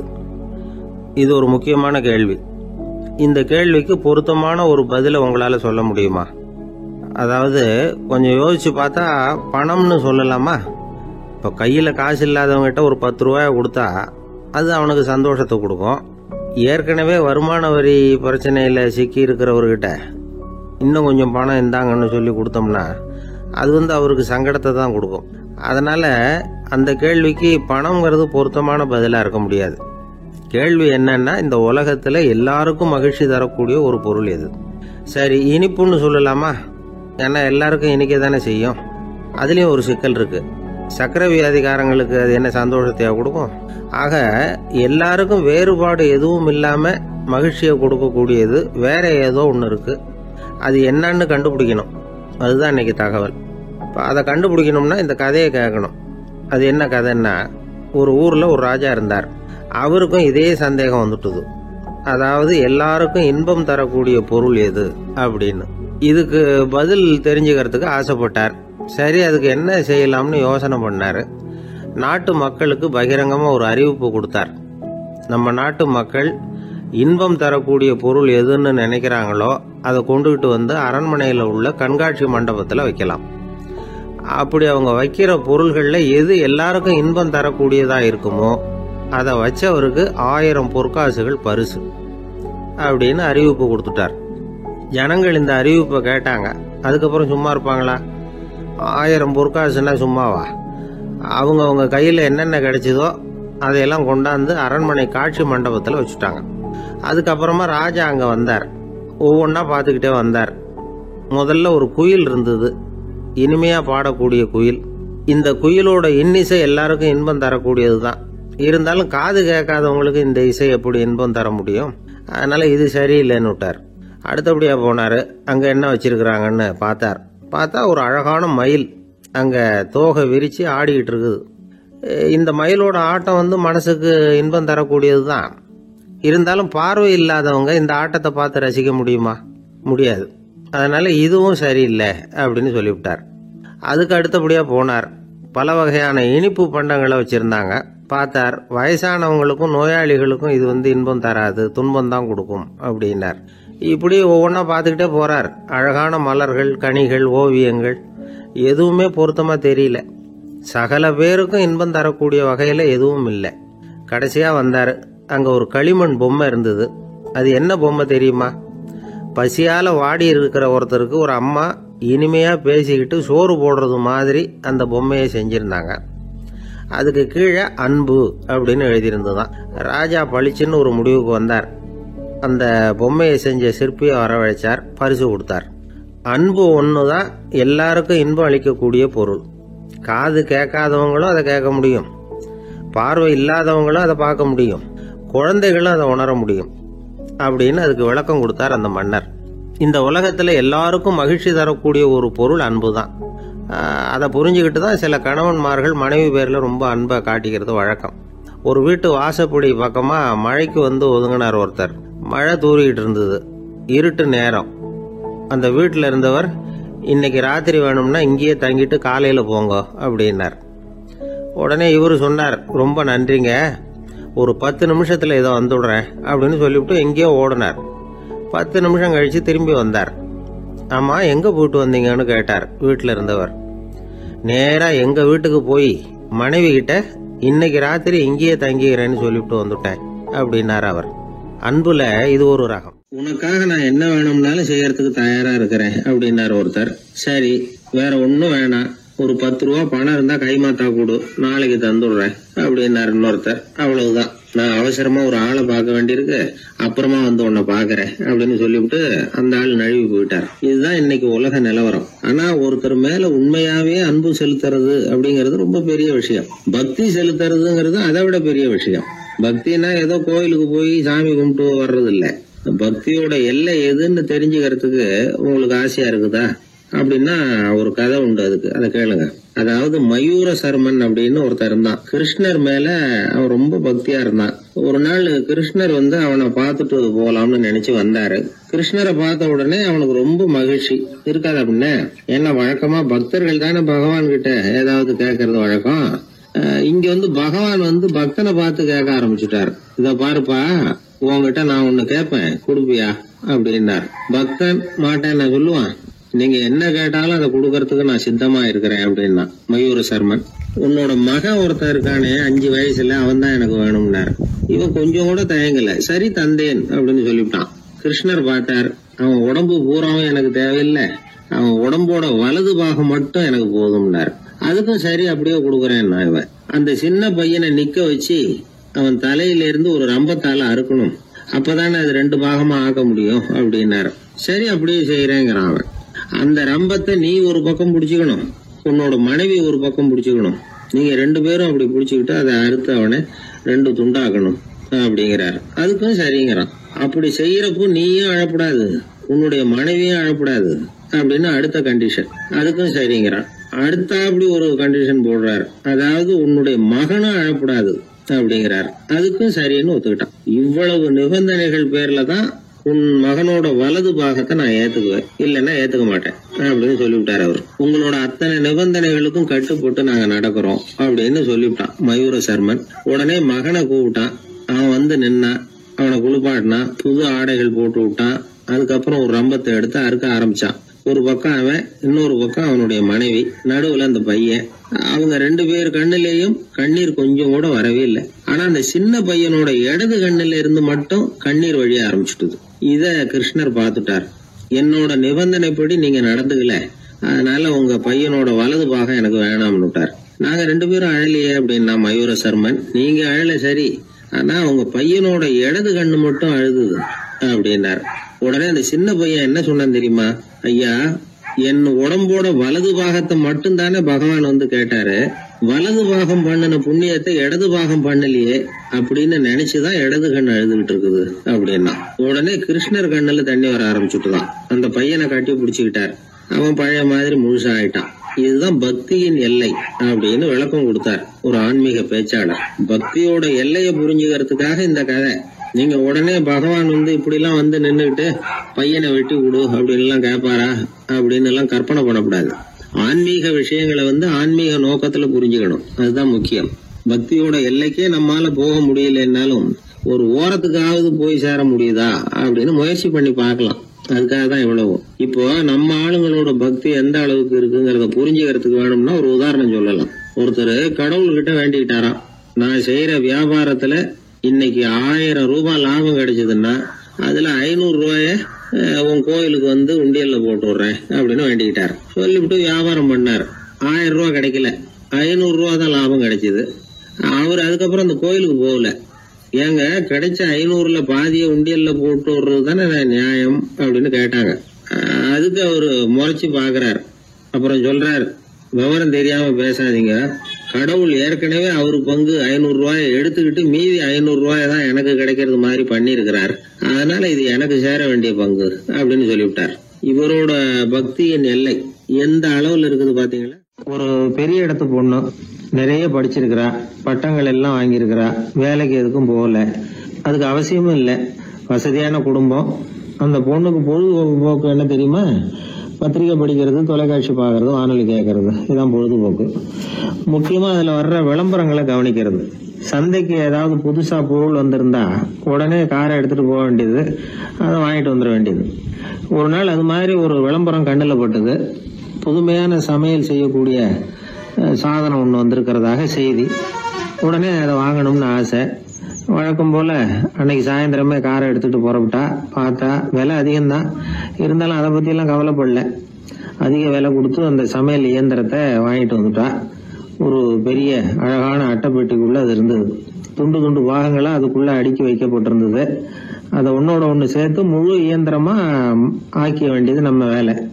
அதெல்லாம் எப்படி ஒண்ணு சேர்க்கறது? அதுக்காக ஒரு கையேடு அது உள்ளே வச்சிருக்கிறாங்க. அந்த பொண்ணு வீட்டுக்கு வந்தா அட்டை போட்டியை பிரிச்சா, ஒவ்வொரு துண்டு பாகத்தை எடுத்து வெளியில வச்சா, பக்கத்துல அந்த விவர புத்தகத்தை வச்சுக்கிட்டா. அது பிரகாரம் அந்த பாகங்களை இணைச்சு பார்த்தா சரியா வரல. மறுபடியும் எல்லாத்தையும் பிரிச்சு பரப்பி வச்சுட்டு ஆரம்பத்துல இருந்து வர்றா. அப்பவும் சரியா வரல. சரி, நேரம் அந்த கடைக்கு போய் அங்கிருந்தே ஒரு ஆளை அழைச்சிட்டு வந்துருவோம் அப்படின்னு சொல்லி காரை எடுத்துட்டு அவ புறப்பட்டா. கடையில இருந்து ஒரு ஆளை கையோட அழைச்சிட்டு வந்தா. 2 பேரும் வந்து சேர்ந்தாங்க. அங்க அவங்களுக்காக ஒரு ஆச்சரியம் காத்துக்கிட்டு இருக்கு வீட்டுல. என்ன ஆச்சுன்னா, அந்த சமையல் இயந்திரம் அழகா கோக்கப்பட்டு அங்க இருக்குது. அது மட்டும் இல்ல, அதுல சமையல் வேலையும் நடந்துகிட்டு இருக்குது. யார் அதை பண்ணது? அவளுக்கு ஆச்சரியம். சமையல் வேலை செய்கிற பணிப்பெண் அங்க வந்தா. வேலை செய்யறவோ, நான் தான் அதை செஞ்சேன்னா. அந்த பொண்ணுக்கு படிக்க தெரியாது, பள்ளிக்கூடத்துக்கே போனதில்லை, சமைக்க தெரியும், அவ்வளவுதான். படிப்பறிவு இல்லாத காரணத்தினால அந்த குறிப்பு புத்தகத்தையும் அவளால படிச்சிருக்க முடியாது. எப்படி இதை பொறுத்தனே அப்படின்னு ரொம்ப ஆச்சரியமா கேட்டாவோ. அந்த விவரம் தெரியாத பொண்ணு, பணி பொண்ணு சொல்றா, படிப்பறிவு இல்லாத போது மூளையை பயன்படுத்த வேண்டிய கட்டாயம் ஏற்படுது, வேற ஒண்ணும் இல்ல அப்படின்னாலாம். படிப்பு மூலமா அறிவை சேகரிச்சுக்கலாம், புத்திசாலித்தனத்தை சேகரிக்க முடியாது. தகவல் அறிவுங்கிறது ஞானம் ஆகாது அப்படின்னு சொல்லுவாங்க. அதுதான் இதுல முக்கியம். நம்மளும் ஒருத்தன் ரயில்ல பிரயாணம் பண்ணா, ராத்திரி பூரா பயணம், விடிஞ்சதும் பார்த்தா அவன் பொட்டியை காணல, யாரை திருடிட்டு போட்டாங்க. அதுக்காக அவன் கவலைப்படணும்ல, கவலைப்படல, சிரிச்சுக்கிட்டு இருக்கிறான். எதிரில் இருந்தவர் கேட்டார், ஏங்க பெட்டியை அவனோ எடுத்துட்டு போட்டானே, அதுக்காக கவலைப்படலையா நீங்க அப்படின்னாரு. நான் எதுக்காக கவலைப்படணும், அதோட சாவி என்கிட்ட தானே இருக்கு அப்படின்னு நானும். இவன் என்னுடைய நண்பர் ஒருத்தர், அவர் விரல்ல நகமே இருக்காது. என்ன காரணம்னு நினைக்கிறீங்க? எல்லாத்தையும் அவரே கடிச்சு துப்பிடுவார். அப்படி ஒரு பழக்கம். சின்ன குழந்தைகள் வந்து நகம் கடிக்குது, விரல் சூப்புது. இதுக்கு என்ன காரணம் தெரியுமா? குழந்தைகள் மனசுல ஏற்படக்கூடிய ஒருவித பாதுகாப்பின்மை, இன்செக்யூரிட்டி, அல்லது தான் வந்து சரியா கவனிக்கப்படல அப்படிங்கிற எண்ணத்தோட வெளிப்பாடு தான் அது அப்படிங்கிறாங்க டாக்டர்கள். சில இடங்கள்ல 2வது குழந்தை பிறந்த உடனே பெரியவர்கள் கவனம் வந்து முதல் குழந்தைகிட்ட இருந்து கொஞ்சம் விலகி 2வது குழந்தைகிட்ட போயிடும். அந்த சமயத்துல முதல் குழந்தைக்கு இந்த பழக்கம் ஏற்படுறதுக்கு வாய்ப்பு உண்டா. சில குடும்பங்கள்ல கணவன் மனைவி 2 பேருமே வேலைக்கு போறவங்களா இருப்பாங்க. குழந்தை வந்து ரொம்ப நேரத்துக்கு பெத்தவங்களை பிரிஞ்சு இருக்க வேண்டிய சூழ்நிலை இருக்கும். குழந்தை ஒரு பாதுகாப்பின்மையை உணர ஆரம்பிக்கும். இந்த பழக்கம் வந்துடும். அதனால ஒரு குழந்தைக்கு தான் வந்து ஒதுக்கப்படுறோம் அப்படிங்கிற நினைப்பு வராம பாத்துக்கணும். வளர்ந்த குழந்தைகளும் நகம் கடிக்கும். வயசானவங்க கிட்டையும் இந்த பழக்கம் இருக்கும். இது வந்து ஒரு மனச்சிதைவின் வெளிப்பாடு அப்படிங்கிறாங்க மனநல நிபுணர்கள். அம்மா அப்பா திட்டினாலும் சரி, அல்லது ஆசிரியர் திட்டினாலும் சரி, இந்த பழக்கம் வந்துடும். நாம தவறு பண்ணிட்டோம் அப்படிங்கிற நினைப்பு வர்ற சமயம் நகம் கடிக்க ஆரம்பிச்சிருவோம். ஏதோ ஒண்ணு அடையணும் அப்படின்னு நினைக்கிறோம், அதை அடைய முடியல. இப்படி ஒரு ஏக்கம் வர்ற சமயத்திலேயும் சில பேர் நகத்தை கடிக்க ஆரம்பிச்சிருவாங்க. ஒரு பெரிய அதிகாரி, தனியார் நிறுவனத்துல வேலை பார்க்கிறவரு, அவரு டென்ஷனா ஆயிட்டாருன்னா உடனே அறைக்கு அதை சாத்தி விடுவாங்களாம். அவரே சாத்திக்குவாராம். அப்படி சாத்திக்கிட்டு உள்ள எதையாவது வெறிச்சு பார்த்துக்கிட்டே நகத்தை கடிக்க ஆரம்பிச்சிருவாராம். இந்த பழக்கம் உலகம் பூரா உண்டு. நகம் கடிக்கிறவங்களை அந்த பழக்கத்திலிருந்து மீட்கிறதுக்கு என்ன வழி அப்படின்னு லண்டன்ல உள்ள அழகியல் நிபுணர்கள் யோசனை பண்ணி பார்த்துருக்குறாங்க. சில ஆய்வுகள் பண்ணி பார்த்தாங்களாம். அவங்க என்ன பண்ணாங்க தெரியுமா? நகம் கடிக்கிற பழக்கம் உள்ளவங்களையெல்லாம் தேடி பிடிச்சாங்க. அவங்களையெல்லாம் 3 பிரிவா பிரிச்சுக்கிட்டாங்க. ஒரு பிரிவு கிட்ட என்ன சொன்னாங்கன்னா, உங்களுக்கு நகத்தை கடிக்கணுங்கிற நினைப்பு வர்றப்போலாம் டைரி எழுத ஆரம்பிச்சிருங்க அப்படின்னாங்களாம்.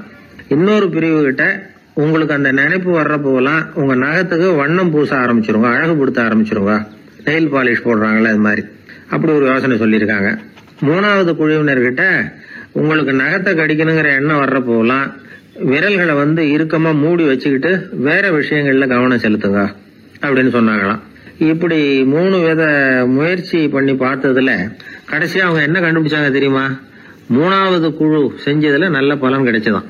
அதாவது நகம் தெரியாதபடிக்கு விரலை இறுக மூடிக்கிட்டு வச்சுக்கிட்டோம்னா அந்த பழக்கம் மாறுதான். அப்படி இருந்தவங்க கிட்ட இந்த நகம் கடிக்கிற பழக்கம் மெதுவா குறைஞ்சு போச்சான். அதனால நகம் கடிக்கிற பழக்கம் உள்ளவங்க இதை முயற்சி பண்ணி பார்க்கலாம். ஒரு ஆள் இருந்தார், அவருக்கு எப்ப பார்த்தாலும் நகத்தை கடிச்சுக்கிட்டே இருக்கணும், அப்படி ஒரு பழக்கம். அதனால அவர் விரல்ல எப்பவும் நகம் இருக்கிறது இல்ல, விரல் இருக்கிறதே பெரிய ஆச்சரியம். அவருக்கு திடீர்னு உடம்புல அரிப்பு, சொரிஞ்சிக்க முடியல, அரிப்பும் நிக்கல. 1 வாரம் தொடர்ந்து கஷ்டப்பட்டார். கடைசியா ஒரு டாக்டர் கிட்ட ஓடினார். அவர் எல்லாத்தையும் விவரமா கேட்டுக்கிட்டு கடைசியா கொஞ்சம் மாத்திரை கொடுத்து வேலைக்கு 1 சாப்பிடு அப்படின்னாராம். இந்த மாத்திரை எதுக்கு டாக்டர்? அரிப்பு நிக்கிறதுக்கா அப்படின்னாராம். இல்ல நகம் வளர்றதுக்காக அப்படின்னாராம் இந்த டாக்டர்.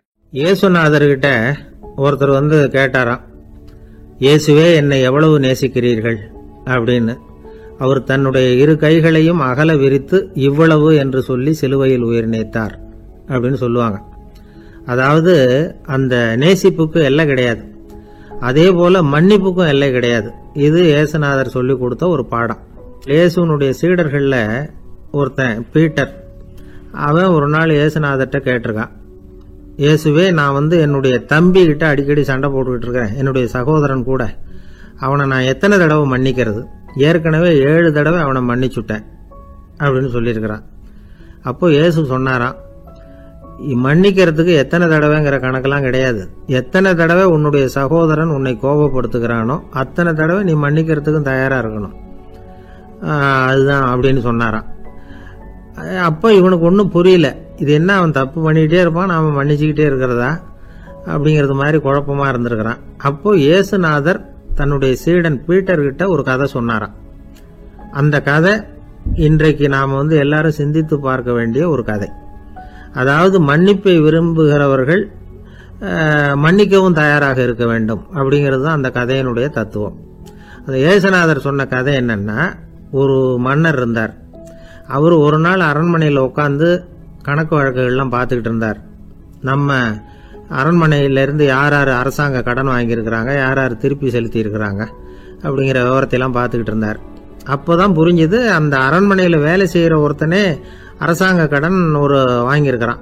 எவ்வளவு? 10,000 பொற்காசுகள் வாங்கியிருக்கான் கடன். இந்த 10,000 பொற்காசுகளை திருப்பி செலுத்தலை அரசாங்கத்துக்கு. இது மன்னர் கவனத்துக்கு வந்தது. உடனே நம்ம அரண்மனையில் இருக்கிறவனே அரசு கடன் வாங்கி திருப்பி செலுத்தாம இருக்கான், அவனை கூப்பிட்டு வாங்கன்னு சொல்லி கூப்பிட்டுட்டு வந்தாங்களாம். விசாரிச்சிருக்கிறாங்க, என்னப்பா நீ எவ்வளவு ஒன்று? ஆமாங்க 10,000 பொற்காசுகள் வாங்கியிருக்கிறேன், இன்னும் திருப்பி கட்டலைன்னு இருக்கான்.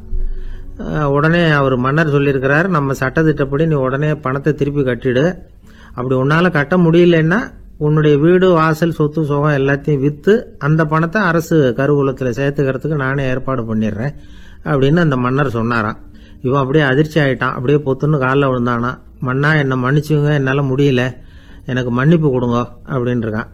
உடனே அவர் எழுந்திருச்சு, சரி நீ மன்னிப்பு கேட்டுவிட்ட, அதனால உன்னை மன்னிக்கிறேன், நீ பணம் கட்ட வேண்டாம் அப்படின்னு சொல்லி அந்த மன்னர் அவனை விட்டுட்டாராம். பணத்தையும் தள்ளுபடி போட்டார், நீ திருப்பி கட்ட வேண்டான்னு. இவனுக்கு ரொம்ப மகிழ்ச்சி, அதனால ரொம்ப உல்லாசமா வந்துகிட்டு இருக்கிறான். தெருவில் வந்துகிட்டு இருக்கிறப்ப இவங்கிட்ட கடன் வாங்கின ஒருத்தன் எதுக்கு வந்துகிட்டு இருக்கான். அவன் இவங்கிட்ட ஒரு 100 பொற்காசுகள் கடன் வாங்கியிருக்கான். அவன் வந்தான், இவன் போய் அவன் சாட்டையா பிடிச்சிக்கிட்டான், நீ எப்படா என் கடனை திருப்பி கொடுக்க போறேன்னு. அவன் இப்போ முடியல, கொஞ்சம் பொறுத்துக்கா, அப்புறம் தரேன் இருக்கான். அதெல்லாம் முடியாது, நீ கொடுத்துதான் ஆகணும் அப்படின்னு இவன் புடிவமா சொல்றான். இப்போ நிலைமையை பாருங்க, இவன் ஏற்கனவே 10,000 பொற்காசுகள் அரசாங்கத்தில் கடன் வாங்கினா அதுக்கு மன்னிச்சு விட்டுட்டார் இவனை. ஆனால் இவன் இன்னொருத்தனை மன்னிக்கிறதுக்கு தயாரா இல்லை. இவங்கிட்ட கடன் வாங்கின இன்னொருத்தன் 10 பொற்காசுகள், அவனை மன்னிக்க தயாரா இல்லை. அவனை கொண்டு போய் நீதிமன்றத்தில் கொண்டு போய் நிறுத்தி தண்டனை வாங்கி கொடுத்துட்டான். நீதிபதி என்ன சொன்னார், அந்த இவன் வாங்கின பொற்காசுகளை திருப்பி கட்டுற வரைக்கும் ஜெயிலில் இருக்கணுங்கிறது தீர்ப்பு. ஆனால் உடனே அரசர் காதில் வந்து விழுந்தது. சொல்லிட்டாங்க, உங்ககிட்ட மன்னிப்பு வாங்கிட்டு போனானே ஒருத்தன், அவன் இன்னொருத்தனை மன்னிக்கிறதுக்கு தயாரா இல்லை, அவனை கொண்டு போய் ஜெயிலில் அடைச்சிட்டான் அப்படின்னு. உடனே மன்னர் பார்த்தார், இவனை மறுபடியும் கூப்பிட்டு வர சொன்னார். தபாரப்பா, நான் உன்னை மன்னிச்சு விட்டேன், ஆனால் நீ இன்னொருத்தனை மன்னிக்கிறதுக்கு தயாரா இல்லை, அதனால என்னுடைய தீர்ப்பையும் மாத்துறேன், நீயும் அரசு கடன் தீர்ற வரைக்கும் ஜெயிலில் தான் இருக்கணும் அப்படின்னு சொல்லி ஜெயிலுக்கு அனுப்பிச்சிட்டாராம். இப்படி ஒரு கதையை இயேசுநாதர் தன்னுடைய சீடருக்கு சொன்னதாக ஒரு வரலாறு. அது என்ன, அதிலேருந்து நாம் புரிந்து கொள்ள வேண்டியதுன்னா, நாம் மன்னிக்கப்படணும்னு நாம் விரும்புகிறோம்னா நாம் இன்னொருத்தரை மன்னிக்கிறதுக்கு தயாராக இருக்கணும். அதனால் நாம் இன்னொருத்தரை யாரையும் மன்னிக்க மாட்டோம், ஆனால் என்ன இன்னொருத்தர் மன்னிக்கணும் அப்படிங்கிறது மாதிரி செய்யக்கூடாதுன்னு சொல்லுவாங்க. அது மாதிரி நாம் இப்போ இது தப்பாக புரிஞ்சுக்கிறவங்களும் இருக்கிறாங்க. பாவம் மன்னிப்புங்கிறதெல்லாம் எதுக்குன்னா, அதாவது மறுபடியும் பாவம் செய்யாமல் இருக்கிறதுக்காக தான். அதான் மன்னிக்கிறாரே அப்படிங்கிறதுக்காக மறுபடியும் பாவம் பண்ணிட்டு இருக்கிறது இல்லை. அதான் ஒருத்தர் கேட்டாராம், பாவத்திலிருந்து மன்னிப்பு கிடைக்கணும்னா நீ என்ன செய்யணும் அப்படின்னு கேட்டிருக்காரு. அதுக்கு அவன் சொல்லியிருக்கிறான், நான் முதல்ல பாவம் செய்யணும், அப்போதானே மன்னிப்பு கிடைக்கும் அப்படின்னு நானா. இப்படிப்பட்டவர்கள் தான் இன்னைக்கு உலகத்தில் அதிகமாக இருக்கிறாங்க. அதனால் இந்த மன்னிப்பின் மகத்துவங்கிறது இயேசுநாதர்கிட்டேருந்து தான் நாம் புரிஞ்சுக்கணும். அந்த இயேசு சொன்ன அந்த மன்னிக்கிற மனோபாவம் இருந்தால் இன்னைக்கு உலகம் பூராவும் அமைதி பூங்காவாக இருக்கும். அதில் ஒன்றும் ஆச்சரியமே இல்லை, அதில் ஒன்றும் சந்தேகமும் இல்லை. அதனால் மன்னிக்கிற மனோபாவத்தை நாம் எல்லாரும் நமக்குள்ளே வளர்த்து கொள்ள வேண்டும். அப்படிங்கிறது தான் நாம் இன்றைக்கு எல்லோரும் சிந்தித்து பார்க்க வேண்டிய ஒரு செய்தி. வயிறு பசிக்குதேங்கிறது சிலரோட கவலை, வயிறு பசிக்க மாட்டேங்குதே அப்படிங்கிறது சில பேரோட கவலை. 2 விதமான கவலைக்கும் வயிறு தான் காரணமாக இருக்குது. வயிறு பசிச்சதுன்னா அது இயற்கை, வயிறு பசிக்கலைன்னா அது வியாதி. ஆனால் பசியையும் நாம் பசிப்பிணி அப்படின்னு தான் சொல்லுவோம். என்ன காரணம்? வியாதியை போக்க வேண்டியது எவ்வளவு முக்கியமோ அதை விட முக்கியம் பசியை போக்க வேண்டியது. ஒரு சமுதாயத்தில் பசிப்பிணியே இருக்கக்கூடாது, அதுதான் நல்ல சமுதாயம். பசியை போக்கணும்னா சாப்பாடு போடணும், பசியின்மையை போக்கணும்னா வைத்தியம்தான் பண்ணணும். இது சம்பந்தமாக எவ்வளவோ ஆராய்ச்சிகள் நடக்குது, நிறைய மருந்து கண்டுபிடிச்சிருக்கிறாங்க. நம்ம உடம்புல பசியை தூண்டக்கூடிய பகுதி எது, இதை முதல்ல தெரிஞ்சுக்கணும் இல்லையா? நாம் சாப்பிட்ற ஆகாரம் செரிக்கிறதுக்கு எது காரணம் தெரியுமா? நம்ம மூளையோட பின்பகுதி தான் அதுக்கு காரணமாக இருக்குதாம். மூளையின் பின்பகுதியில் நரம்பு செல்களால் ஆன 2 வகையான ஆரக்சின்கள் தான் பசியை உண்டாகுது அப்படின்னு கண்டுபிடிச்சிருக்கிறாங்க. 2 ஆய்வாளர்கள் இதை கண்டுபிடிச்சிருக்காங்க. அவங்க 2 பேரும் டெக்சாஸ் பல்கலைக்கழகத்தில் ஹார்வர்டு ஹக்ஸ் மருத்துவ கல்வி நிலையத்தில் பணிபுரிகிறவங்களாம். உண்பது தேவைங்கிறது உணரப்படும் போது மூளையின் அந்த குறிப்பிட்ட பகுதி ஆரக்சின் அப்படிங்கிற ஹார்மோன்களை சுரக்கும், அது பசி உணர்வை தூண்டும் அப்படிங்கிறது தான் அந்த ஆய்வாளர்களின் கண்டுபிடிப்பு.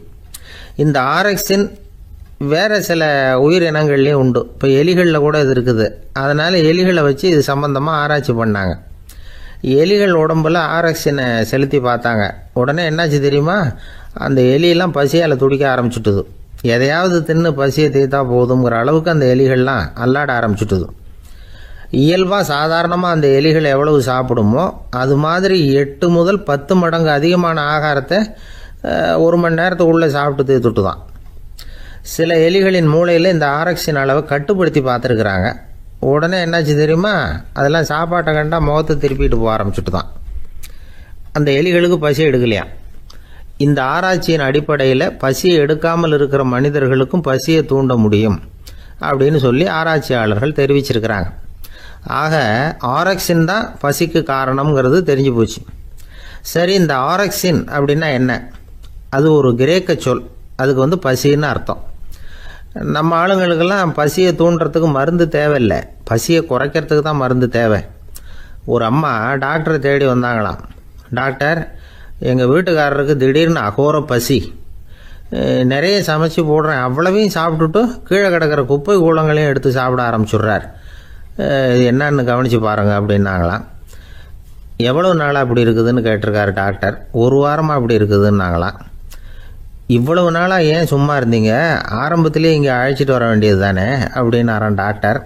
அது ஒன்றும் இல்லை டாக்டர், வீடு பூரா சுத்தமாகட்டுமேன்னு பார்த்துக்கிட்டு இருந்தேன் அப்படின்னாங்களாம் அந்த அம்மா. ஒருத்தர் ரொம்ப அவசரமாக போயிட்டு இருந்தார். எங்கே சார் போறீங்கன்னு கேட்டோம். எனக்கு வேண்டியப்பட்ட ஒருத்தருக்கு குழந்தை பிறந்திருக்கிறதாக செய்தி வந்திருக்கு, அதுதான் ஆஸ்பத்திரிக்கு போயிட்டு இருக்கேன், பார்த்துட்டு வரலாம்னு அப்படின்னார். அப்படின்னா கொஞ்சம் இப்படி உட்காருங்க அப்படின்னோம். சில விவரம்லாம் சொல்கிறேன் கேட்டுக்கிட்டு போங்க அப்படின்னோம். உட்காந்தார். அப்புறம் சொல்ல ஆரம்பித்தோம். புதுசாக பிறந்திருக்கிற ஒரு குழந்தைய பார்க்க போகிறதுன்னா அது சாதாரண விஷயம் இல்லை. அதில் ரொம்பவும் கவனமாக நடந்துக்கணும். புது குழந்தைக்கு நோய் சுலபமாக தொற்றும். முக்கியமாக காற்று மூலமாக பரவுற நோய்கள் சுலபமாக வந்துடும். அதனால் நமக்கு உடம்பு சரியில்லைன்னா குழந்தைய விட்டு கொஞ்சம் தள்ளியே இருக்கிறது தான் நல்லது. பெரியவங்களை பொறுத்த வரைக்கும் சாதாரணமாக உள்ள ஒரு கிருமி கூட குழந்தைய பொறுத்த வரைக்கும் ரொம்ப மோசமான ஒரு கிருமியாக இருக்கும். சில வெளிநாடுகளில் எப்படி தெரியுமா, பிறந்த குழந்தை தூங்கிட்டு இருக்கிற ஒரு ரூமுக்கு போகணும்னா போகிறவங்க முகமூடி போட்டுக்கணும், காலணிகளை மாற்றிக்கணும், அவ்வளவு சுத்தமாக உள்ளே போய் பார்த்துட்டு வரணும். பொதுவாக சில ஆஸ்பத்திரிகளில் பார்த்தீங்கன்னா பார்வையாளர்கள் நேரத்தில் விசிட்டிங் ஹவர்ஸ் தாயை விட்டு குழந்தைய தனியாக பிரித்து வச்சுருவாங்க. எதுக்குன்னு நினைக்கிறீங்க?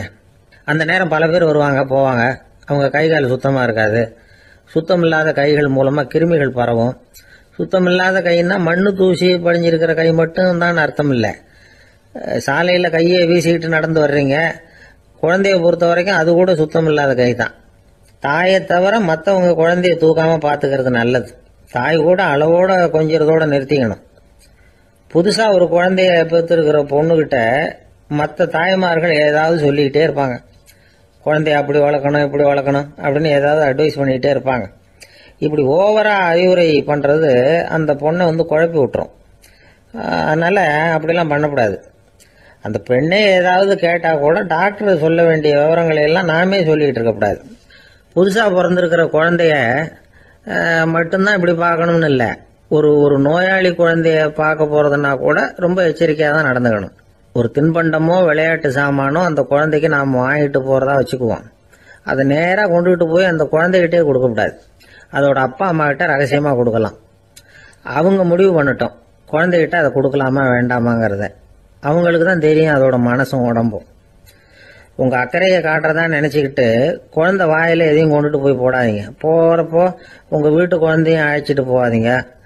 இது நோயை வாங்கிட்டு வந்துடும், அல்லது புதுசாக ஒரு நோயை அதுகிட்ட கொடுத்துட்டு வந்துடும். என்னதான் உங்களுக்கு பழக்கமான குழந்தையா இருந்தால் கூட அதுக்கு விருப்பம் இல்லைன்னா பேசக்கூடாது. அங்கே போய் அவங்க பள்ளிக்கூடத்தை ஞாபகப்படுத்திட்டு இருக்கக்கூடாது. நோயில் இருக்கிறப்ப ஸ்கூலை பற்றி பேச அது விரும்பாது. ஆஸ்பத்திரியை விட்டு வெளியில் புறப்படுறப்போ குழந்தைகிட்ட சொல்லணும்னு அவசியம் இல்லை. அதோட அப்பா அம்மா கிட்ட சொல்லிவிட்டு புறப்பட்டா போதும், குழந்தை கோபிச்சிக்காது. சமூக சம்பிரதாயத்தை பற்றி அது கவலைப்படுறதில்லை. இப்படி எல்லா விவரமும் நம்ம எதிரில்